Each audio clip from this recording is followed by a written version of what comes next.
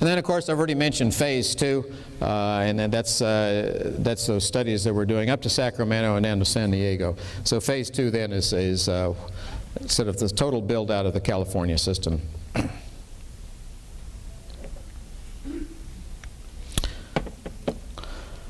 Now, I've already mentioned that it's important that we achieve a full out, and that's one of our difficulties. One of our difficulties is that this passenger rail service is really set to solve the problem of getting people from our two major centers and through the Central Valley. And one of our challenges has been with that initial construction then, how do we link up those two systems? So you can see how important it is from this diagram with the major population centers of the LA Anaheim Basin and the peninsula with those huge populations through the Central Valley. So again, that's been our challenge really. We need to get started, but then as quickly as possible, we need to reach those two main population centers. And that's why I think this phasing is so important, is that we can phase our construction to allow us to do the initial construction with a dedicated track and then link up with our rail partners in both north and south of the state and get service running for the entire state.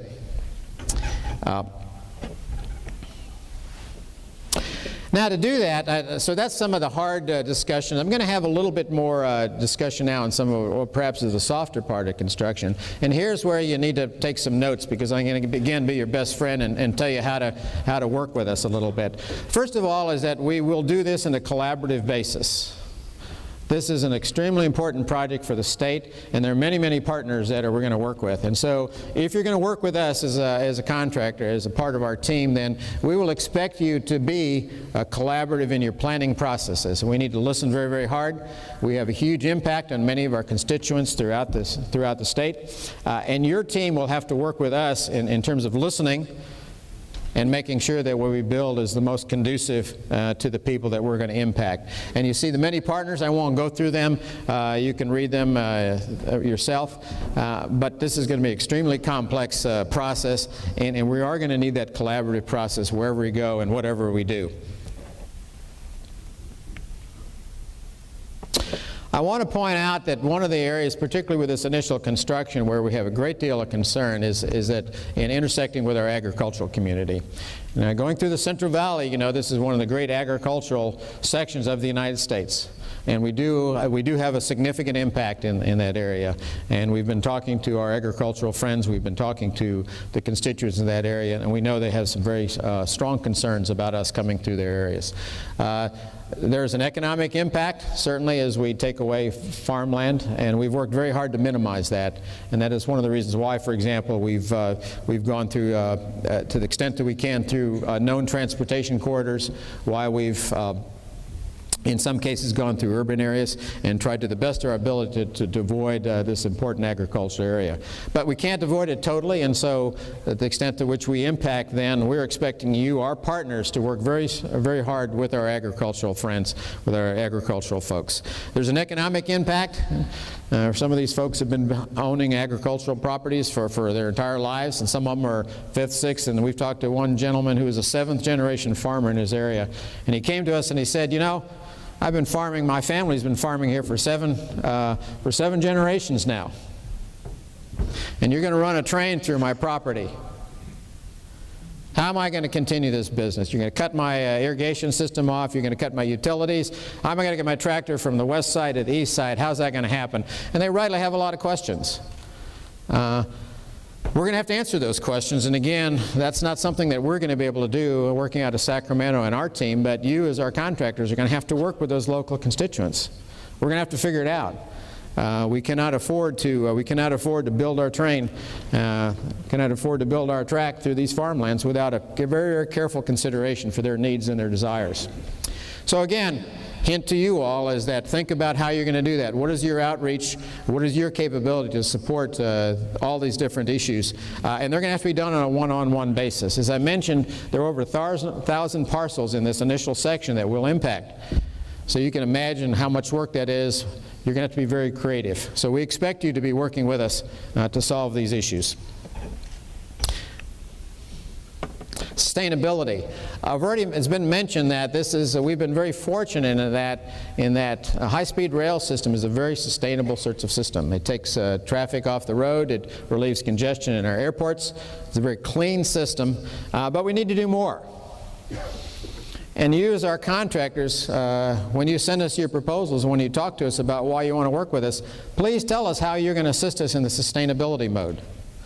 My suggestion is go back, for those of you involved in the vertical construction, is go back and look at some of the lead processes that we have, particularly in our buildings and our vertical construction. Many of the hints about how we expect you to operate, I think, are directly transferable. Using sustainable materials, waste cycling management plans, wherever we can, finding sustainable construction techniques and processes and procedures. So again, for those of you going to work with us, you need to tell us specifically how you're going to incorporate sustainability practices into your facet of the construction. So take note. We've mentioned a number of times the very, very importance of small business. We will have some, what we expect to be some very aggressive goals that wish, and you see them up here, 25%, 3% for our disabled veterans. And so we expect you, when you wish to be our partners, that you're going to tell us about your past successes in incorporating small business. You're going to tell us about how you work and make sure that we have active small business participation. And oh, by the way, is that when you do become our partners, then we're going to sit down with you on a periodic basis and ask, how are you doing? Are you, in fact, succeeding in providing the small business opportunities? So not only do we expect a proposal with an aggressive small business component, but then we're going to hold your feet to the fire, and when the day comes, you're going to talk to us a little bit about it, and we're going to tell us how successful you are. We cannot do this project without our small business community. We cannot do this project without the expertise they bring. And so our expectation for our prime vendors is that you'll be very aggressive in outreach processes and bringing on those highly qualified small business components to your project. Now, to facilitate that, the afternoon session is really going to do that for you. We're going to ask our prime vendors to set up some tables around the room. We're going to clear all the chairs. You're going to go off and have some lunch, and you're going to come back, and then for your prime vendors, then it's a great opportunity for you to meet our small business. And I think we have, if you're a small businessman or businesswoman in the crowd, could you raise your hand? All right, so take a look around the room. So your prime vendors, these are the folks that are going to help you win some work with us. We got a real hand wave in the back, don't we? Hi, how you doing? She's ready to go, right? So we got a bunch of prime vendors that are waiting to talk to you, and so this is an opportunity now for you all to get together and figure out how you're going to do this together. So again, your best friend up here talking, how you're going to work with us, you're going to have a strong small business component in your proposals. I'm just about done, so hang with me here. We've been talking for quite a while, just about finishing up.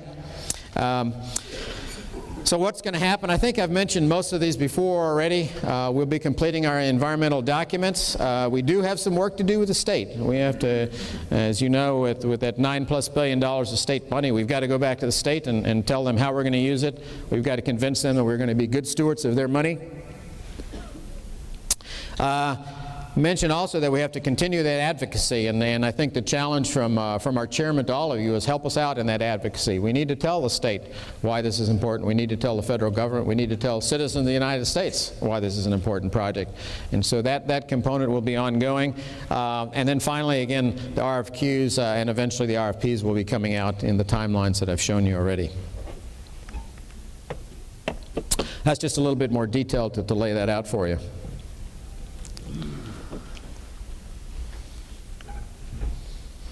Okay, that's the end of my story. Hopefully you haven't, our goal is to keep you well informed into what's going on, to keep you a part of our team, and hopefully if you've heard a lot of new things, I'd be a bit disappointed, quite frankly, because we've taken an active outreach component into our process. But this is a good summary for all of us to put you up to speed to where we are, to let you know what our plans are.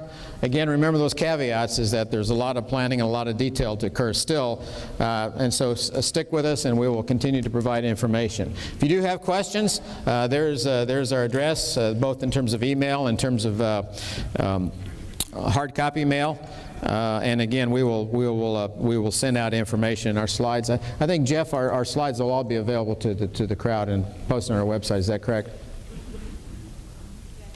Yeah, we got a yes on that. Okay. I'm not done. Wait a minute. Close up. That wasn't a very good ending. We'll figure this out. I do want to, last night I was reading, this is really a fabulous book. I can't recommend it highly enough. Stephen Ambrose is a favorite of mine. He writes somewhat popular history. But I do want to read a little excerpt here in the, excerpt, put on my reading glasses and let you think a little bit about this. This is out of the introduction when Mr. Ambrose is talking a little bit about and remember, he's writing from a historical perspective in terms of the Civil War. The construction was essentially started in 1863, so really during almost toward the end of the Civil War and up to 1869, 6-year period when they built this. Pretty amazing, isn't it? Think about that. And some of the pictures in here of the construction are simply astounding. All of it done by hand labor, all of it done with TNT through the Sierras. Unbelievable. The railroad took brains, muscle, and sweat in quantities and scope never before put to a single project. It could not have been done without a representative, democratic political system. Without skilled and ambitious engineers, most of whom had learned their craft in American colleges and honed it in the war. Without bosses and foremen who had learned how to organize and lead men as officers in the Civil War. Without hardworking laborers who had learned how to take orders in the war. Without those who came over to America in the thousands from China. Now, by the way, in reading this, it turned out that the Chinese that came were American citizens. They were not imported. These were American citizens living in the West that were all at every level in order to win all. Most of all, it could not have done without teamwork. So I think that's really my closing message to you. We in the authority, we on the project management team need your help. I, as your best friend, I hopefully have given the hints that you need to help us join this team. And so let me thank you for your attention at this point. And I tell you what, let's just take a, you've been sitting here for a couple hours now. Let's just take a quick 2-minute break standing in place. We could do like church, turn around and welcome your neighbor. Say hello. If you're prime, say hello to a small business person. And we'll start in just a second.